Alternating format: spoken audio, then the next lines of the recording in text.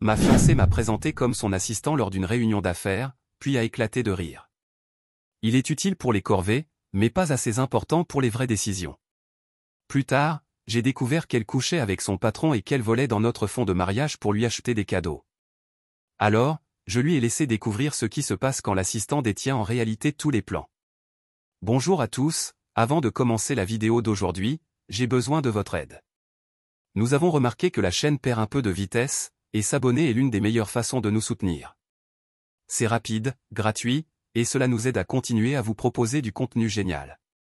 Votre soutien compte énormément. Faisons grandir cette chaîne ensemble. Merci infiniment. Maintenant, lançons la vidéo. Salut les gars. Je ne comptais pas poster ceci, mais cela pèse sur ma poitrine depuis un moment maintenant. Je n'ai pas vraiment de personne à qui en parler sans recevoir d'avis ou de jugement. Alors, peut-être qu'écrire tout cela m'aidera à traiter ce que j'ai vécu. Et si quelqu'un est déjà passé par là, peut-être que vous comprendrez comment tout peut déraper sans même qu'on s'en rende compte. Donc, moi, homme de 30 ans, j'étais fiancé à Rachel, femme de 29 ans, jusqu'à il n'y a pas si longtemps. Nous étions ensemble depuis un peu plus de 3 ans. Rencontrés grâce à un ami commun lors d'un événement de travail ennuyeux, tout a démarré très vite. Elle était drôle, intelligente, elle dégageait une sorte de confiance calme. Et oui, je la trouvais belle aussi. Pas du genre mannequin sur Instagram, mais plutôt le genre de fille qui rend un jean et un t-shirt plus beau que n'importe quelle tenue de magazine. Une chose à savoir sur Rachel, toutefois, sa famille est très religieuse. Et pas du genre on va à l'église à Noël, non. Ses parents étaient de la vieille école, très portés sur l'idée que les relations ne servent qu'au mariage. Pas de vie commune avant que ce soit officiel, et surtout pas de péché. Elle devenait super anxieuse chaque fois qu'ils appelaient pendant qu'on traînait ensemble. Elle se levait du canapé, modifiait sa voix, faisait comme si elle était seule. Elle m'a dit un jour qu'il ne savait même pas qu'elle avait déjà fréquenté quelqu'un avant moi. Au début, je ne comprenais pas, mais je respectais. Tout le monde a ses histoires familiales, non? Donc, après environ 2 ans ensemble, je lui ai fait ma demande. Je n'ai rien fait de spectaculaire, juste un dîner tranquille, une promenade au bord du lac près de notre appartement, et j'ai sorti la bague. Elle a pleuré, a dit oui, et m'a dit qu'elle allait enfin me présenter à ses parents comme il se doit. C'est comme ça que j'ai rencontré Monsieur et Madame Davis pour la première fois. Ils étaient polis. Pas chaleureux exactement, mais pas impolis non plus. Son père a plaisanté en disant que j'étais stable, puisque je dirige ma propre entreprise de CVC et plomberie. J'ai trouvé ça un peu bizarre comme remarque, mais bon, j'ai cru que j'avais passé le test. Après ça, tout est allé vite. Rachel a emménagé chez moi, et on a commencé à chercher des lieux pour le mariage, la liste des invités, et tout le reste. Mais tout de suite, elle ne cessait de parler de la liberté qu'elle ressentait, à quel point elle pouvait enfin faire ce qu'elle voulait, sans se cacher ni faire semblant. J'étais content qu'elle se sente bien. Rachel m'avait dit un jour que sa mère lui faisait des contrôles de modestie avant qu'elle ne sorte de la maison. Que son père lui avait dit qu'aucun homme ne la respecterait si elle vivait avec lui avant le mariage. Avec le recul, ça explique pourquoi elle m'a tenu caché, mais aussi pourquoi elle a explosé dès qu'elle a senti qu'il ne pouvait plus la contrôler. Parce qu'elle a commencé à repousser les limites. Elle a commencé à traîner avec une amie à elle, Tina. Je l'avais rencontrée 1 ou 2 fois avant, mais une fois que Rachel a emménagé, Tina était là pratiquement chaque semaine, parfois plusieurs fois par semaine. C'était le genre de personne qui parle comme si elle aidait, mais en fait, tout ce qui sort de sa bouche est un jugement. Toujours en train de critiquer la taille de notre appartement. C'est un condo de 2 chambres que je possède, pas que je loue. Ou de faire des remarques du genre, je ne pourrais jamais être avec un homme qui porte des bottes de sécurité au travail. Ce genre de choses. Je n'aimais pas son énergie. Et ce n'était pas que les remarques. C'était aussi la façon dont elle me regardait. Comme si j'étais la photo avant dans une de ses vidéos de transformation sur TikTok. Comme si elle attendait juste que Rachel passe au niveau supérieur. Bref, les préparatifs du mariage traînaient. Et je vais être honnête, ça ne m'intéressait pas vraiment. Je me fichais des fleurs, des couleurs, ou quoi que ce soit. Je voulais juste qu'elle soit heureuse et qu'elle ait une journée qu'elle aimerait. Je lui avais dit dès le début, dis-moi ce que tu veux et je te soutiendrai. Et je le pensais. Je versais de l'argent sur le compte du mariage. Des dépôts automatiques à chaque paie. Je pensais qu'elle s'en servait pour les acomptes, les prestataires, etc. Puis, elle a obtenu un nouvel emploi dans une entreprise technologique bien connue. J'étais content pour elle. C'était mieux payé, avec de bons avantages. Mais avec cela est venue une nouvelle attitude. Soudain, je n'étais plus seulement l'homme qu'elle aimait. J'étais celui qui ne comprenait rien à la vie en entreprise. Elle lançait des pics, du genre, ça doit être sympa de porter la même chose au travail tous les jours. Ou, certains d'entre nous ne peuvent pas faire la sieste dans leur camion pendant la pause déjeuner. Ça blessait. Pas parce que j'avais honte de mon travail. J'ai construit mon entreprise à partir de rien, et je me débrouille très bien. Mais parce que j'avais l'impression qu'elle remplaçait lentement la version de moi qu'elle avait aimée par un gars qu'elle méprisait. Je me suis dit que c'était juste une phase. Une transition stressante. Mais au fond, je savais que quelque chose avait changé. On a continué à faire semblant. On parlait de dates. On regardait des bagues. On a choisi un lieu qu'elle adorait. Tina était plus présente que jamais, a donné des conseils, et Rachel la suivait sans broncher. Un soir, j'ai plaisanté en disant que Tina devrait l'épouser, puisqu'elle faisait toute la planification. Rachel n'a pas ri. Donc, après tout ça, les choses ne se sont pas vraiment calmées. Au contraire, elles sont devenues encore plus confuses. Je me souviens m'être réveillé un samedi, en pensant qu'on passerait peut-être une bonne journée. On avait une liste que Rachel avait faite pour le lieu de réception, une dégustation de gâteaux, et un truc à propos des thèmes de table.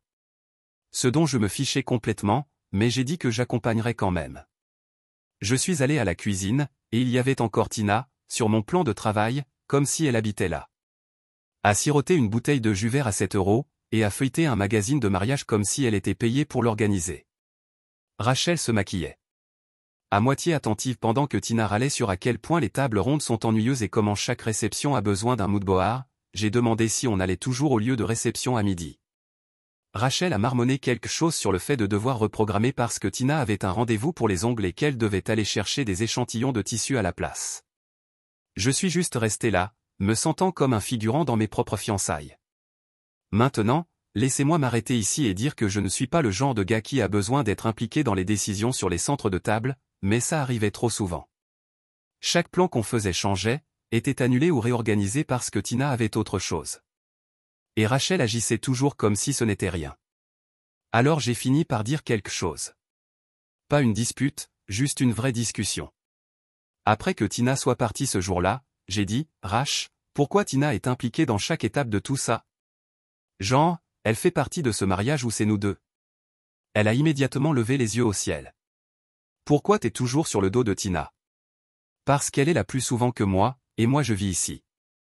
Rachel a croisé les bras. C'est ma meilleure amie, elle m'aide, t'as dit que tu voulais pas planifier. Ouais, j'ai dit ça, j'ai pas dit que je voulais être ignoré. C'est notre mariage, pas le tien et le projet passion de Tina. Elle n'a pas répondu tout de suite, elle m'a juste regardé comme si j'étais trop sensible. Puis elle a dit, tu comprends pas. J'ai passé toute ma vie à faire ce que mes parents attendaient, ce que tout le monde pensait être bien. Je construis enfin quelque chose qui reflète qui je suis. Et ce que je suis ne t'inclut pas. Celle-là m'a frappé. Elle n'a rien répondu, elle est juste allée dans la chambre et a claqué la porte.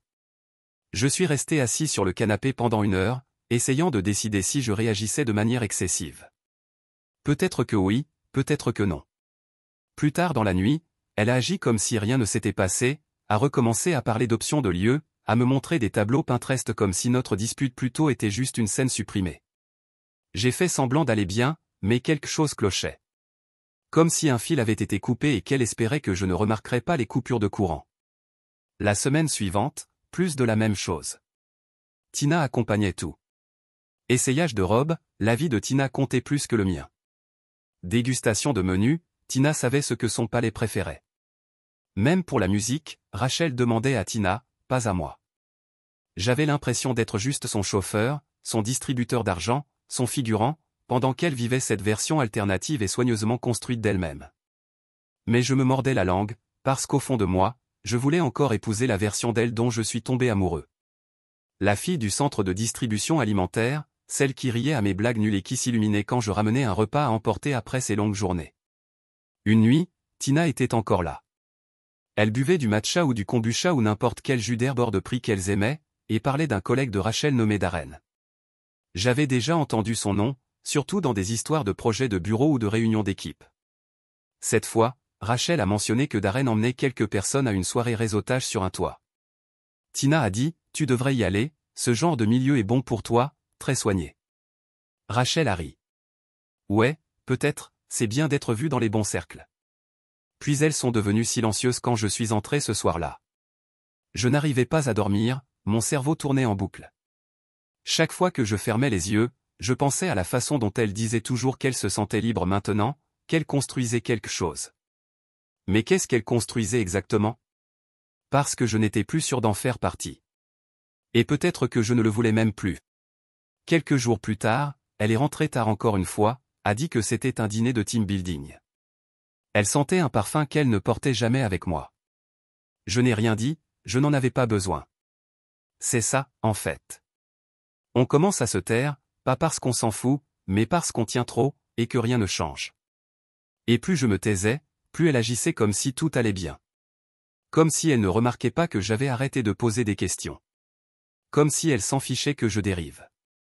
Quelques nuits plus tard, je lui ai dit, « Hey, je sors après le boulot jeudi, quelques gars de l'atelier se retrouvent pour manger. » Elle n'a pas demandé qui, n'a pas demandé où, elle a juste dit, « Cool, amuse-toi bien », et elle est retournée sur son téléphone. Bref, je suis sorti du boulot, j'ai pris à manger rapidement, puis j'ai regardé mon téléphone. Josh avait envoyé un message, changement de plan, la sœur de Malik a eu un accrochage, rien de grave mais il doit gérer ça, on reporte à la semaine prochaine. Totalement compréhensible, je leur ai dit pas de soucis, et j'ai décidé de juste rentrer à la maison et me détendre. Je n'étais pas d'humeur à faire grand-chose de toute façon. Je suis arrivé à l'appartement un peu avant 20h. Rachel ne m'attendait pas avant bien plus tard, donc je me suis dit que j'allais me glisser discrètement, prendre une douche, peut-être rattraper mes mails en retard du boulot. Mais dès que j'ai ouvert la porte de l'immeuble et commencé à monter les escaliers, j'ai entendu des rires étouffés venant du couloir. Je n'y ai pas prêté attention au début, sûrement juste Rachel et Tina qui jacassaient encore. Mais quand je suis arrivé devant notre porte, je me suis arrêté. Je ne sais pas ce qui m'a fait m'arrêter, mais quelque chose dans le ton de leur voix, la façon dont elles riaient, ça sonnait faux. Pas joyeux ou détendu. C'était tranchant, cruel presque. J'ai posé la main sur la poignée, mais je ne l'ai pas tournée. À la place, j'ai reculé. Je me suis légèrement penché vers le côté où le mur est plus mince, près de la cuisine, et j'ai collé mon oreille. Mon cœur battait déjà fort, régulier dans ma poitrine. Je ne savais même pas ce que j'écoutais. Puis j'ai entendu clairement la voix de Tina. « Alors, c'est quoi le plan?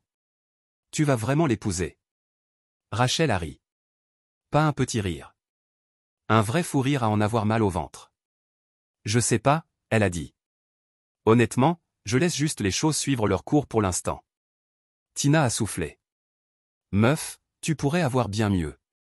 Darren est clairement intéressé par toi. Tu n'auras pas ce genre d'opportunité éternellement. » Darren. J'avais entendu ce nom avant. Son patron ou peut-être un cadre supérieur. Elle l'avait mentionné en passant. Toujours de façon décontractée. Jamais plus qu'il a une belle voiture ou c'est l'un des chefs. Puis Rachel l'a dit. Je parle beaucoup avec lui après les réunions. Il m'a encore parlé de Dallas, a dit qu'il y avait une vraie opportunité pour moi si j'étais sérieuse. Tina est intervenue, alors vas-y, tu as déjà tout en place. Et soyons honnêtes, Alex ne suit plus ton rythme depuis un moment. Je jure que j'ai senti l'air quitter mes poumons. Rachel n'a rien dit pendant une seconde, puis elle a dit je sais. Je veux dire, je ne lui ai pas encore dit, mais j'ai déjà commencé à tout préparer. J'ai assez économisé, et si je garde le fonds du mariage actif, je peux prendre ce dont j'ai besoin jusqu'à ce que le transfert se fasse. Il faut juste que je trouve comment finir ça proprement. Tina a encore ri. Qu'est-ce qu'il y a à nettoyer? Dis-lui juste que tu as réalisé que vous avez évolué différemment, Rachel. Ouais, peut-être, ou peut-être que j'attends d'être à Dallas. À ce moment-là, ça n'aura même plus d'importance. C'est là que ma main a cessé de trembler et a commencé à bouger. J'ai sorti mon téléphone, ouvert l'enregistreur vocal, appuyé sur enregistrer, puis Rachel a encore ri et a dit tu sais ce qui est fou? J'ai dit aux gens au travail qu'Alex est mon assistant, littéralement, il pense qu'il me conduit et dépose des trucs pour moi parfois. Elles ont éclaté de rire toutes les deux. Elle croit qu'elle est mignonne, a dit Tina, mais honnêtement, tu devrais être stratégique. Tu as déjà utilisé ma connexion pour entrer là-bas, ne la gaspille pas d'arène et blindée. Tu crois qu'un gars du Placo va t'envoyer à Miami pour des séminaires de formation? Je ne suis pas stupide, a dit Rachel. Je prends tout ce que je peux de cette histoire avant de partir. Je suis resté là pendant encore 30 secondes, m'assurant d'avoir assez sur l'enregistrement. Puis j'ai lentement tourné la poignée, refermé la porte de la cage d'escalier sans un bruit, et suis retourné directement à mon camion. Je n'ai pas démarré tout de suite. Je suis juste resté assis là, la tête contre le volant. Je ne pouvais même pas être en colère encore. J'étais juste dans cet état étrange où je connaissais la vérité, mais je ne savais pas quoi en faire. Une partie de moi voulait faire irruption, ouvrir la porte et tout faire exploser sur le moment. Mais je ne l'ai pas fait. Je ne me faisais pas confiance pour ne pas dire quelque chose que je regretterais. Alors, à la place, je suis devenu tactique. C'est ce que la douleur fait, elle transforme l'impulsion en stratégie. Elle prévoyait de me quitter. Pas juste partir, mais vider notre compte mariage, retourner l'histoire, me bloquer, pendant qu'elle passait à son patron riche dans un autre état. Et elle disait à tout le monde que j'étais son assistant. Pas son fiancé, pas son partenaire, pas le gars qui payait le loyer, construisait une vie, essayait de lui offrir le mariage qu'elle disait vouloir. Son assistant. J'ai finalement démarré le moteur et roulé quelques rues plus loin. Je me suis garé de nouveau, j'ai appuyé sur lecture de l'enregistrement et écouté tout du début à la fin, sans passer. Ensuite, je me l'ai envoyé par mail. Après ça, je suis rentré à la maison, calme, silencieux. Elle dormait déjà quand je suis entré, ou faisait semblant, peu importe. Je ne l'ai pas réveillée, je n'ai rien dit. Je me suis allongé à côté d'elle et j'ai regardé le plafond jusqu'à ce que le soleil passe à travers les stores. J'avais une décision à prendre, mais je savais déjà ce que j'allais faire. Le matin suivant, je me suis levé avant Rachel. Elle était encore recroquevillée, le visage tourné vers la fenêtre, paisible, comme si rien au monde n'allait de travers. Je l'ai regardée pendant quelques secondes, pas parce qu'elle me manquait, mais parce que je n'arrivais pas à croire à quel point tout était faux. 3 années de souvenirs partagés, des projets, un avenir, et elle préparait comment m'abandonner, comme si j'étais juste un personnage secondaire dans son plan de carrière. Je me suis levé, et préparé du café comme d'habitude. Elle est entrée dans la cuisine plus tard, en bâillant, défilant sur son téléphone, portant un de mes vieux t-shirts. Elle m'a embrassé sur la joue et m'a demandé si je voulais essayer cette boulangerie qu'elle aimait pour les dégustations de gâteaux ce week-end.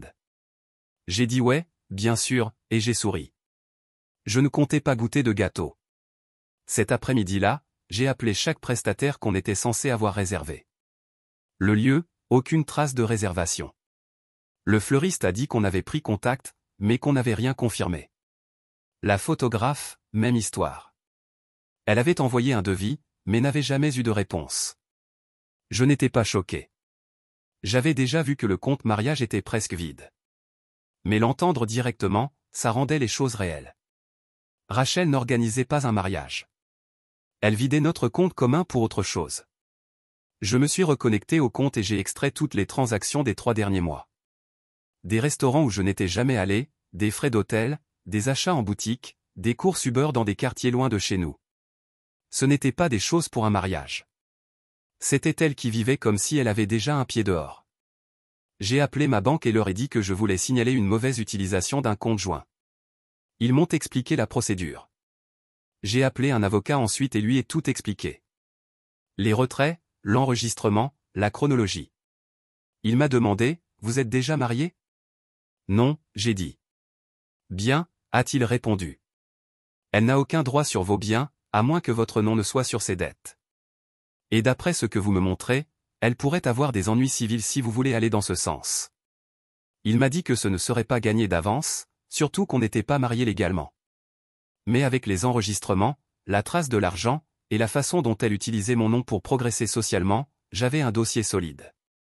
Même si on ne gagnait pas gros, elle devrait quand même répondre à des questions qu'elle n'a pas envie d'entendre.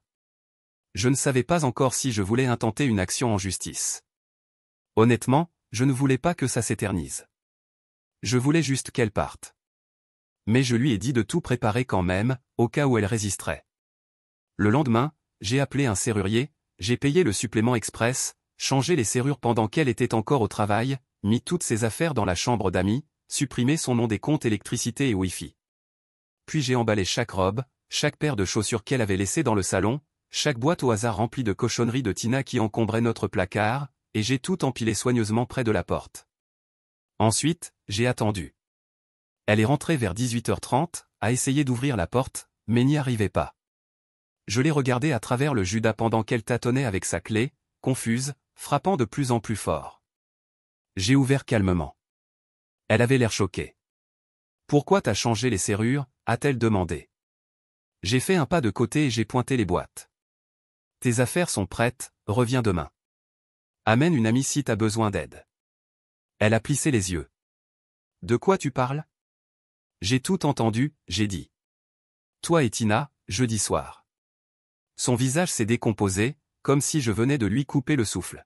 « Tu n'étais pas censé être à la maison ?» a-t-elle chuchoté. « Ouais, j'ai dit, les plans ont changé. » Drôle comme ça arrive. Elle a commencé à parler vite. « Alex, écoute, c'était pas ce que tu crois. » J'ai enregistré, j'ai répondu. Silence. Puis elle a craqué. « T'avais pas le droit. Tu te servais de moi, tu vidais notre compte, tu mentais sur le mariage, tu disais aux gens que je suis ton assistante. Tu devrais me remercier de pas porter plainte. Tu peux pas faire ça, tu peux pas juste. » Je peux. Et je l'ai fait. Tu voulais être libre? Voilà. Sois qui tu veux être, mais pas depuis mon appartement et pas avec mon argent. Elle a essayé de passer devant moi. J'ai bloqué l'entrée.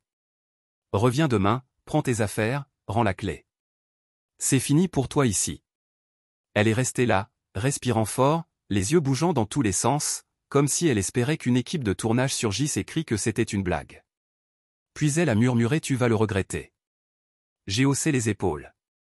Peut-être, mais toi, tu le regretteras plus tôt. Elle s'est retournée et est partie en trombe. Pas de sortie dramatique, pas de discours grandiose.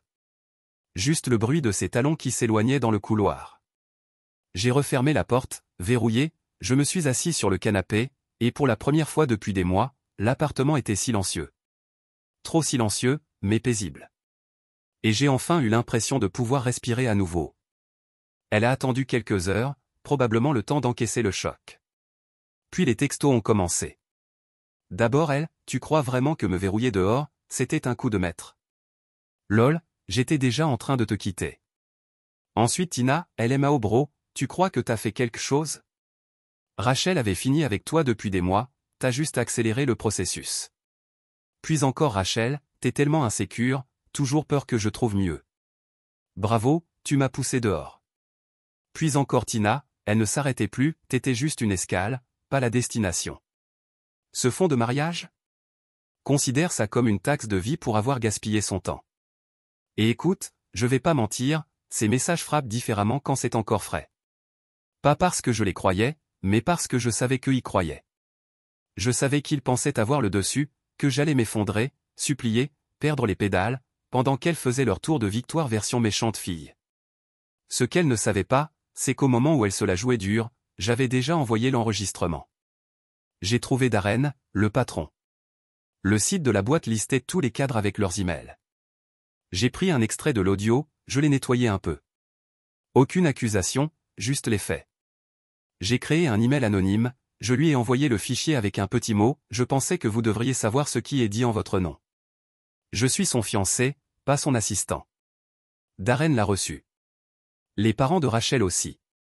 Alors le message suivant que j'ai reçu venait de Monsieur Davis, son père, je suis désolé Alex, je n'avais aucune idée de ce qui se passait. Pourrions-nous nous rencontrer demain? Ma femme et moi aimerions vous parler directement. J'ai fixé ce message pendant 1 minute. Poli, froid, direct. Aucun mot de Rachel. Aucune défense. Juste une demande de rendez-vous. Ça m'a tout dit. J'ai répondu d'accord. Et le lendemain matin, les conséquences ont suivi. Vers 10 heures, je reçois un autre message de Rachel, cette fois bien moins arrogante, « Qu'est-ce que t'as fait ?» Je l'ai ignoré. Puis l'appel est venu. Je l'ai laissé sonner, puis le message vocal. « Alex, ils m'ont viré. Darren a dit que quelqu'un leur avait envoyé un fichier. J'ai été convoqué par les ressources humaines, ils m'ont licencié. Je sais même pas quoi dire. J'ai juste besoin de te parler. » Ce qu'elle voulait dire, C'était, j'ai besoin que tu répares le bordel que j'ai créé.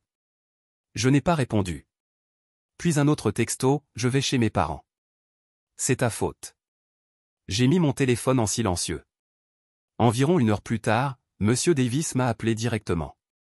Cette fois, j'ai décroché. Il ne m'a pas demandé comment j'allais. Il n'a même pas perdu une seconde en bavardage. Il a juste dit, nous lui avons parlé. Je voulais vous remercier pour votre honnêteté. Elle ne restera pas ici. J'ai marqué une pause. Elle est déjà là? Il a dit qu'elle s'est pointée avec sa valise. Nous l'avons renvoyée. Je ne savais pas quoi répondre. Puis il a ajouté, nous l'avons élevée pour qu'elle honore ses engagements. Ce qu'elle a fait, je ne prétendrai pas le comprendre. Mais je ne vais pas le récompenser non plus. Et il a raccroché. 10 minutes plus tard, Rachel était à ma porte. Pas en train de frapper poliment. En train de marteler et de hurler mon nom comme si l'immeuble était en feu. J'ai ouvert juste assez la porte pour la bloquer. Elle ne ressemblait en rien à la version arrogante des messages.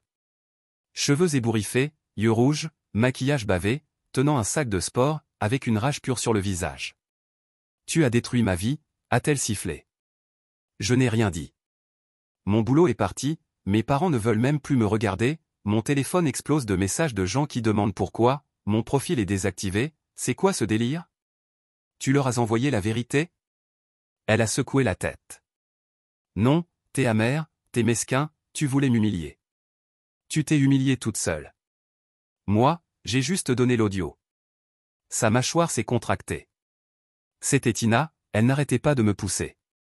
Elle me disait que je devais agir comme si j'étais trop bien pour toi, que si je voulais passer à un autre niveau, je devais me comporter comme tel. On dirait que tu l'as écoutée. Elle a levé les bras.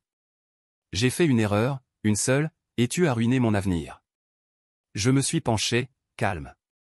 Tu m'as appelé ton assistant tout en utilisant mon argent, en mentant sur notre mariage, en préparant un déménagement à Dallas, en couchant avec Darren.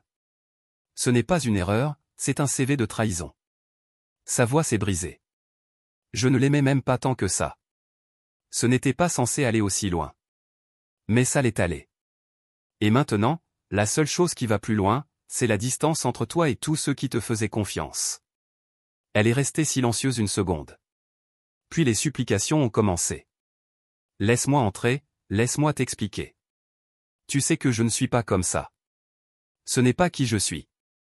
J'ai secoué la tête. Non, Rachel, c'est exactement qui tu es. Tu viens juste de manquer de gens à qui mentir. Elle a essayé de passer de force. J'ai bloqué la porte. Ne rends pas ça plus difficile. Elle m'a fixé longuement. Puis elle a laissé tomber le sac, s'est effondrée en larmes, les vrais, les moches, s'est assise dans le couloir comme si elle ne pouvait plus bouger. Je l'ai laissée là, j'ai refermé la porte, verrouillée. Puis j'ai ouvert mon ordinateur et terminé le rapport. Si elle voulait construire une nouvelle vie avec mon fric, elle allait payer chaque centime. Elle a joué sa carte, j'ai joué la mienne. Maintenant, c'était à elle de s'asseoir dans les ruines qu'elle avait construites. Quand j'ai rouvert cette porte plus tard, elle était partie. Sac de sport disparu, dignité aussi. Elle a sûrement envoyé un message à Tina pour qu'elle vienne la chercher, si cette amitié n'avait pas encore explosé. Ça n'a pas dû être facile d'expliquer à sa complice qu'elle s'était fait virer par sa propre famille. Mais moi, j'avais des choses plus importantes à gérer. Comme le tribunal. J'ai rencontré mon avocat cette semaine-là, j'ai apporté toutes les preuves, relevés bancaires, chronologie, tableau Excel, le mémo vocal, une copie du compte mariage avec chaque dépense suspecte annotée et datée. Boutique de lingerie marquée, nuit d'hôtel cochée, tout était là. Il a tout regardé et a dit, c'est béton. Vous n'êtes pas marié, donc elle n'a aucun droit légal sur vos revenus ou vos biens. Mais vous pouvez la poursuivre pour usage frauduleux de fonds partagés et détresse émotionnelle volontaire. Fais-le, j'ai dit. Qu'elle paie enfin quelque chose elle-même. On a déposé 2 plaintes. Une pour les dommages financiers, et une pour diffamation, parce qu'elle disait à ses collègues que j'étais son assistant et qu'elle se moquait de moi dans un cadre professionnel, tout en utilisant mon statut de fiancé pour profiter de connexions qu'elle n'aurait jamais eues autrement. Tu trouves ça mesquin? Moi j'appelle ça juste. Elle a dit au monde que je n'étais personne pendant qu'elle me vidait. Ce n'est pas juste mentir, c'est de la stratégie. Alors maintenant, j'ai riposté avec ma propre stratégie. Mon avocat a envoyé l'avis officiel à l'adresse de sa cousine, là où elle squattait. Pas d'avocat pour elle, évidemment. Son job perdu, réputation détruite, et ses parents ne répondaient même plus à ses appels. Les mêmes personnes qu'il a louées autrefois pour sa maturité et son élégance faisaient maintenant comme si elles n'existaient plus. J'ai reçu un appel quelques jours après la réception des papiers. Numéro inconnu, message vocal. Alex, s'il te plaît, j'ai reçu les papiers. J'ai pas cet argent. Tu vas vraiment me traîner au tribunal? Oui, je le faisais. Le lendemain, j'ai reçu un message de Tina. Tu vas vraiment aller jusqu'au bout? T'as fait passer ton message. J'ai répondu, pas encore. Puis je l'ai bloqué. Parce que voilà la vérité. Je ne voulais pas juste gagner. Je voulais que l'histoire soit racontée. Alors j'ai fait un suivi avec l'entreprise de Darren. Pas depuis le compte anonyme, cette fois. J'ai signé de mon nom. J'ai joint toutes les mêmes preuves que j'avais données à mon avocat. J'ai expliqué que Rachel avait utilisé sa position, son faux récit de fiançailles, et sa connexion avec Tina pour s'immiscer dans des cercles internes où elle n'avait rien à faire. Ont-ils répondu? Non. Mais ils n'avaient pas besoin de le faire. Quelques jours plus tard, j'ai remarqué que leur site avait discrètement publié une version révisée de leur politique interne de conduite. Aucun nom, aucune histoire. Juste de nouvelles lignes sur la fausse représentation, les relations doubles, et l'intégrité professionnelle. Drôle de timing, non? Rachel n'était pas seulement au chômage. Elle était blacklistée. Pas officiellement, pas dans les journaux. Mais c'est comme ça que ces entreprises fonctionnent. Tu n'as pas droit à une seconde chance quand tu as menti dès la première. Surtout pas quand tu as traîné quelqu'un d'autre dans ta chute. Pendant ce temps-là, les affaires explosaient. Je recevais de plus en plus d'appels. Le bouche-à-oreille s'était répandu, j'avais lancé un second camion, embauché un nouvel apprenti. Apparemment, la stabilité devient très attirante quand les gens comprennent que tu ne joues pas avec la vie des autres. Même un ancien collègue de Rachel m'a contacté, a dit qu'il avait entendu parler de ce qui s'était passé, m'a demandé si j'avais besoin d'un service de climatisation commerciale pour leur rénovation de bureau. C'est fou comme les choses tournent. Le même groupe qui riait quand elle me présentait comme son assistant m'appelle maintenant monsieur. Puis Rachel a déposé une réponse à la plainte au tribunal. Écrite à la main, sans avocat, juste une lettre de 3 pages, essayant d'expliquer comment l'argent avait été dépensé pour des projets communs et comment elle était en détresse émotionnelle quand elle a dit ce qu'elle a dit. Elle a même tenté d'affirmer que l'enregistrement audio était une atteinte à la vie privée. Mon avocat l'a lu, a secoué la tête et a dit « ça va être amusant ». On a déposé une réfutation complète avec des horodatage, des reçus de paiement, des invitations de calendrier venant des prestataires qu'elle n'a jamais réservés, et une déclaration notariée d'une ancienne collègue confirmant qu'elle m'avait présenté comme son assistant lors d'un événement de réseautage. Ça, c'était le clou dans le cercueil. Maintenant, elle est acculée. Elle ne peut pas payer, ne peut pas fuir, ne peut plus se justifier. Et moi, je n'ai même plus besoin de bouger le petit doigt. La dernière nouvelle que j'ai eue, c'est que Tina l'avait bloquée. Apparemment, son propre petit business secondaire s'est effondré dans la chute, quand l'audio de Rachel a commencé à circuler dans les groupes de discussion comme une traînée de poudre. L'un des partenaires de marque de Tina, une entreprise d'influenceurs, l'a laissé tomber à cause de ça. Parce que, devinez quoi, quand votre image repose sur la fausse confiance et l'amour-propre, être exposée comme une manipulatrice opportuniste, ça ne fait pas grimper l'engagement. Rachel a essayé de m'appeler encore la semaine dernière. Elle a dit qu'elle avait besoin de tourner la page. Je n'ai pas répondu. On ne doit pas de conclusion à quelqu'un qui n'est apparu que lorsque tout le reste avait disparu. Elle voulait être inarrêtable, intouchable. Maintenant, elle ne peut plus toucher à rien sans se brûler. Et pour moi, ça, c'est la paix. Mise à jour. Les parents de Rachel ont demandé à me rencontrer, puis ont posé un chèque sur la table. Salut à tous, j'ai pensé vous donner une petite mise à jour avant de clore toute cette affaire devant la cour. Donc, après tout ce qui s'est passé, Rachel virée, ses parents qui l'ont coupée, elle qui pleure dans mon couloir, je pensais que c'était la fin. Honnêtement, je ne m'attendais pas à avoir de leurs nouvelles après ce premier message glacial de son père. Mais environ une semaine plus tard, je reçois un texto de suivi de Monsieur Davis. Court, direct, sans détour, nous aimerions toujours vous rencontrer en personne si vous êtes d'accord. Juste un homme qui, probablement, avait passé quelques nuits blanches à réaliser que sa fille dorée n'était qu'une imposture. J'ai accepté. Je lui ai dit que j'étais libre ce week-end. On s'est retrouvés dans un vieux dîner. Je suis arrivé en avance, j'ai commandé un café, attendu. Ils sont entrés ensemble, tous deux avec l'air de ne pas avoir souri depuis un bon moment. Sa mère m'a regardé droit dans les yeux, pas froide, juste brisée. Monsieur Davis a fait la plupart des échanges. Il n'a pas enjolivé les choses. Il a dit que lui et sa femme étaient honteux, déçus, embarrassés, tout ce que vous imaginez. Il croyait que Rachel était mûre et stable. Il n'avait aucune idée de ce qui se passait derrière le rideau. Elle nous a menti aussi, a-t-il dit. Elle jouait son rôle parfaitement. Elle disait que le mariage était en bonne voie, que tu soutenais sa carrière, que tout allait bien. J'ai juste hoché la tête. Puis il a sorti un chèque de son manteau, l'a plié et posé sur la table entre nous. 8 200 $. C'est la moitié de ce que vous avez dit qu'elle avait vidé du compte commun. On sait qu'on ne peut pas effacer ce qu'elle a fait, mais on veut prendre une part de responsabilité pour la façon dont elle a été élevée. Je n'ai pas touché le chèque tout de suite, je l'ai juste regardé. Puis sa mère a enfin parlé, doucement, les premiers mots depuis qu'elle était entrée. Elle était censée être meilleure que ça. Nous l'avons déçue. Et vous? Soyons clairs, je ne m'attendais pas à ce qu'ils offrent quoi que ce soit. Encore moins de l'argent. Je pensais peut-être à des excuses gênées et une prière commune pour qu'on reste à distance. Mais poser un chèque sans condition, c'était autre chose. Je leur ai dit que j'appréciais le geste, qu'ils ne me devaient rien, mais que je le prendrais quand même. Pas parce que j'en avais besoin, mais parce que ça signifiait qu'ils voyaient enfin qui elle était vraiment. Monsieur Davis a dit, on ne paie pas pour effacer son gâchis, on fait la paix avec l'homme qui n'aurait jamais dû être mêlé à ça. On a un peu parlé de boulot, de la vie, du procès.